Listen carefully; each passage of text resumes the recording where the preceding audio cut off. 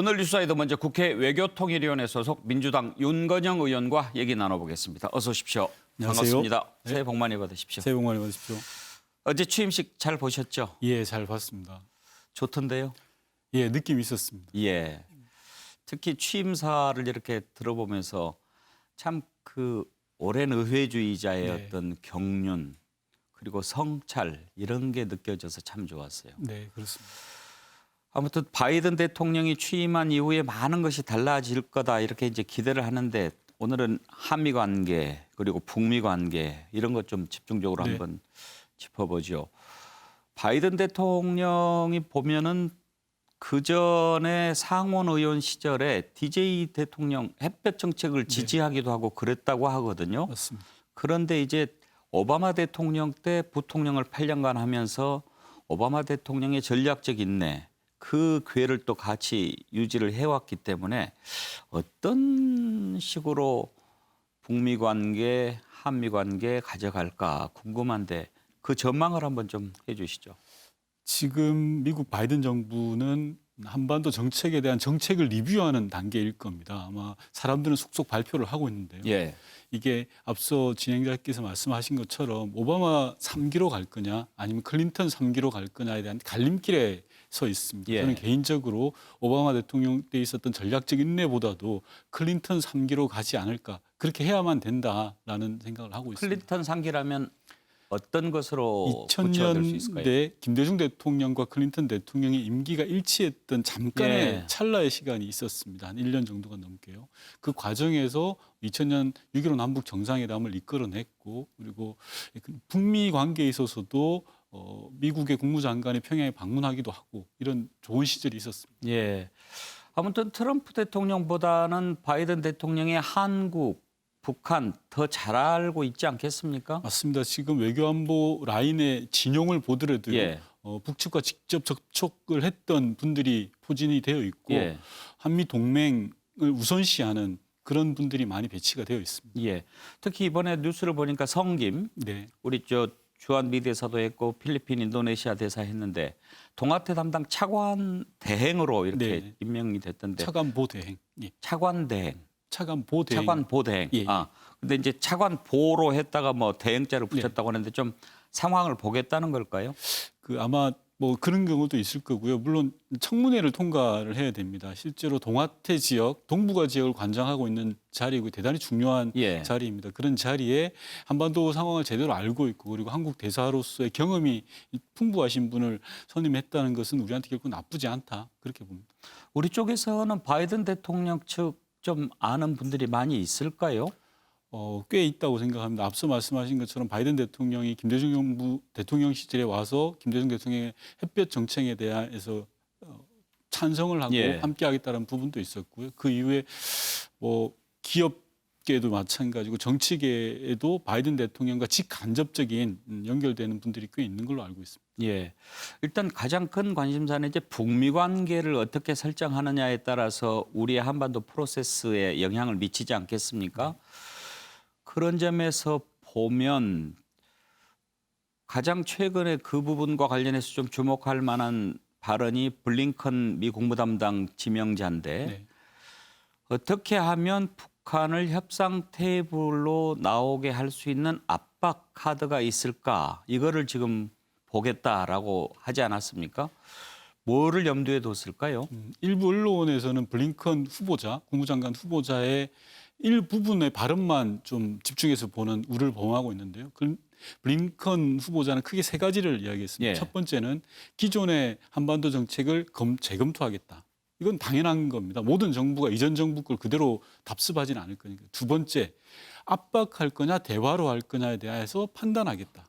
세 번째, 이 판단을 동맹국인 한국과 일본과 함께 하겠다라는 게 블링컨 후보자가 인사청문회에서 한 이야기입니다. 예. 그런데 우리 지금 일부 언론에서는 첫 번째, 재검토하겠다는 부분에 너무 초점을 맞추고 있는데요. 그럴 필요 없다고 생각합니다. 우리 입장에서는 동맹을 우선시하겠다라는 블링컨 후보자의 말 그리고 압박을 할 거냐 대화로 풀어갈 거냐에 대해서 재검토를 종합적으로 한다라는 부분들에 좀 착목을 해야 된다는 생각이 예. 듭니다.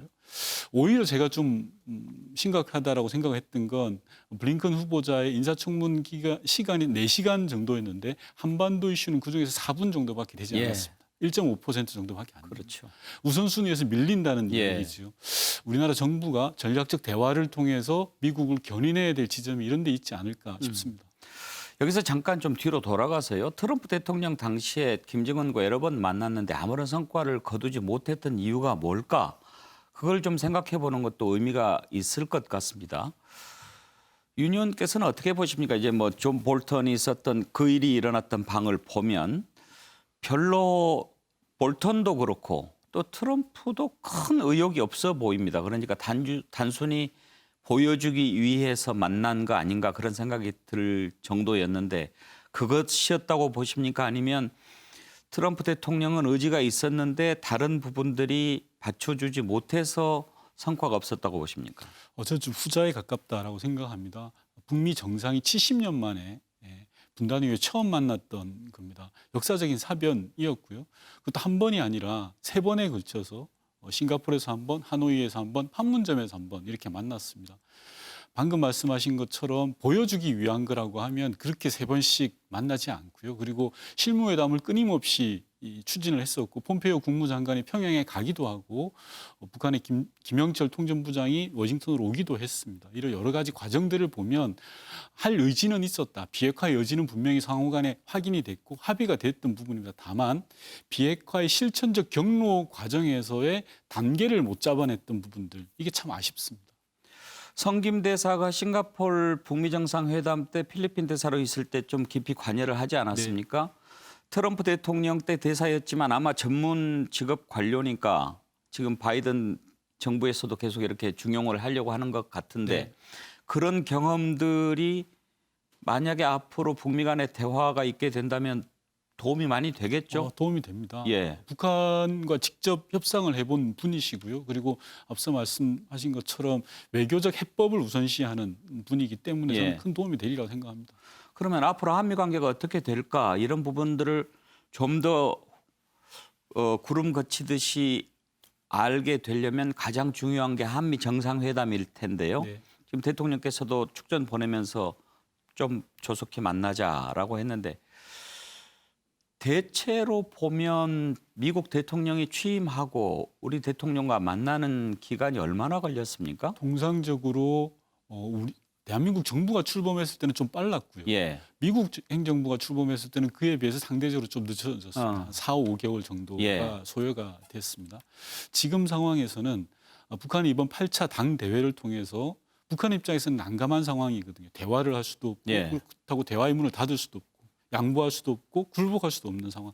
지켜보겠다. 그런 압박은 하겠다. 이런 상황이지 않습니까? 그렇다면 비핵화의 실천적 조치에 대한 메뉴들을 저희는 제공을 해야 된다고 생각합니다. 그래야 북한을 견인해내고 미국을 함께할 수 있다고 생각하거든요.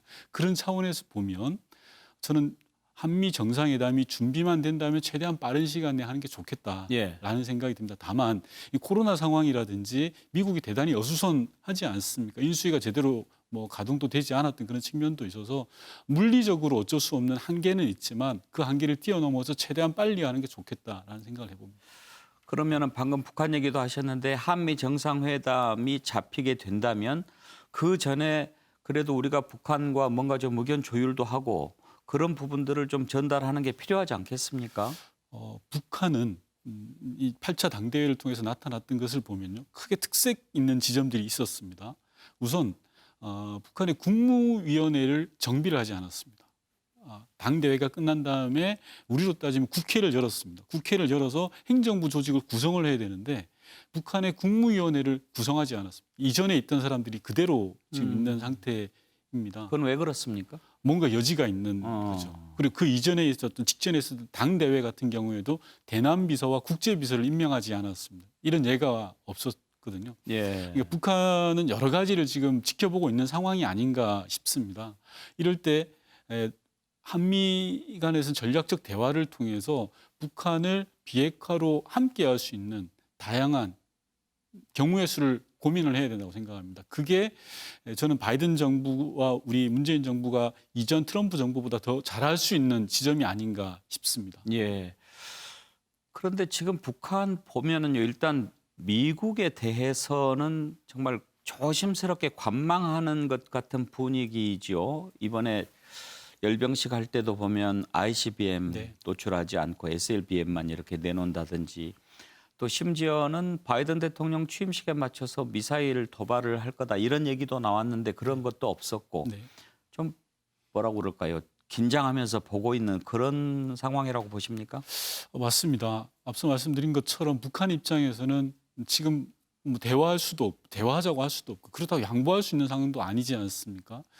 북한 핵을 가지고 비핵화라는 이 프로그램 속에서 체제 안전을 보장받고 단계적으로 접근해 나가자라는 게 북한의 생각인데 그걸 관철시키기 위해서 계속 압박할 거라고 생각합니다. 어쩌면 국지적인 도발은 있을 수도 있다라고 저는 생각을 합니다. 그러나 이것이 더 큰 위기로 발전되지 않도록 확대되지 않도록 한미 간에는 한미 동맹을 바탕으로 해서 북한을 좀 잘 견인해내는 것들이 필요하다 이렇게 예. 그런데 이제 문제는 이번에 김정은이 신년사에서 핵과 관련해서 발언한 내용과 우리 대통령께서 비핵화 의지를 밝히신 것과 관련해서는 약간 좀 간극이 있어 보이는데 그것은 어떻게 보십니까? 예, 비핵화 의지와 비핵화 실천을 같은 기준으로 보면 좀 저는 어렵다라고 생각합니다. 분명 다르다라는 거고요. 비핵화 의지는 김정은 위원장이 문재인 대통령을 만났던 남북 정상회담에서 그리고 트럼프 대통령을 만났던 북미 정상회담에서 공개적으로 밝힌 바가 있습니다. 비핵화 의지는 다만 이 비핵화를 실천해 나가는 과정에서의 단계적 접근이냐 원샷 접근이냐라는 방법 논쟁에 있어서 교착 국면에 있는 상황이고요. 하노이 노딜 이후로 이 부분들을 우리가 비핵화 의지를 의심하거나 애써 외면할 것이 아니라 이 실천적 과제들을 뽑아내서 비핵화의 과정으로 돌입하게 하는 것이 대한민국 정부가 지금 해야 될 일이라고 예. 생각을 합니다. 예. 어느 정도나 따라줄까요? 저는 우리 정부가 하기 나름이라고 생각을 하고요. 감나무 밑에서 감이 떨어지기를 기다리는 것보다는 좀 더 적극적으로 예. 해야 된다는 생각을 하고 있습니다. 예. 이번에 통일부 신년 업무 보고를 보면은 서울 평양 사무소 설치 이런 계획도 내놓았던데 글쎄요. 지금 북한이 이렇게 계속적으로 우리하고는 얘기를 지금 안 섞고 있는 상황인데 한반도의 봄날 글쎄요. 근데 이번에 3년 전 봄날 자기들이 얘기한 거 보면 자기들도 그걸 봄날이라고 생각하는 거 아니에요? 네, 네. 기대가 있는 거죠. 분명한 기대가 저는 있다고 생각을 합니다. 한반도 비핵화를 자동차에 비유를 하면요. 앞바퀴는 북미 관계입니다. 근데 이 앞바퀴 북미 관계는 미국의 정권 교체기인 상황이라서 움직이지가 않는 상황입니다. 네. 뒷바퀴인 남북 관계가 움직여야지 한반도에 봄을 만들 수 있습니다. 우리 정부는 그걸 제안을 했고요. 문재인 대통령이 신년 기자회견을 통해서 언제 어디서든 만나자라는 제안을 했습니다. 북이 저는 화답을 할 때라고 생각합니다. 앞바퀴가 안 움직이면 뒷바퀴라도 조금씩 움직여서 한반도의 봄을 움직이는 그런 자동차가 굴러가야 된다라는 말씀을 좀 드리고 싶습니다. 그게 후륜 구동이잖아요. 네, 후륜 구동이 눈에 약하더라고요. 맞습니다. 사륜 구동이 돼야 될 텐데. 자동차가 제대로 가려면 앞뒤 예. 바퀴가 다 돌아야 됩니다. 그런 점도 역시 또 풀 수 있는 방법이 정상회담 아니겠습니까? 네. 그런데 이번에는 순서상 김정은 위원장이 아니고 뭐죠? 총비서. 김정은 총비서가 오는 게 사실은 이제 맞잖아요. 네. 근데 지금 이런 상황에서 과연 올 수 있을까 하는데 지난번에 윤건영 의원께서 우리 시사 스페셜에서 답방을 촉구하는 얘기를 하셨죠. 네. 가능성이 있다는 생각에서 말씀하셨습니까? 가능성보다는 저는 당위로 말씀을 드린 거고요. 지금 상황에서는 대단히 어렵습니다. 일단 코로나 국면에서 북한은 방역을 워낙 꼼꼼하게 하고 중국과의 국경을 1년째 지금 닫아놓고 있는 상황입니다. 그리고 앞서 말씀드린 것처럼 미국의 대한반도 정책이 보여지지 않은 상황에서 북한은 섣불리 움직이지 않을 그런 상황입니다. 그래서 지금 당장은 어렵고요. 현실적으로. 다만 한반도의 평화를 위해서 이 남북 정상회담이라는 건 평화의 지름길이었습니다. 만나면 싸우지를 않습니다. 기본적으로. 정상회담이 열리는데 무슨 위기가 오고 전쟁의 위기가 있겠습니까?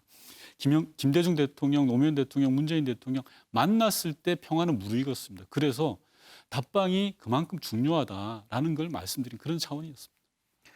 비대면 정상회담도 할 수 있다 이렇게 말씀하셨잖아요. 네.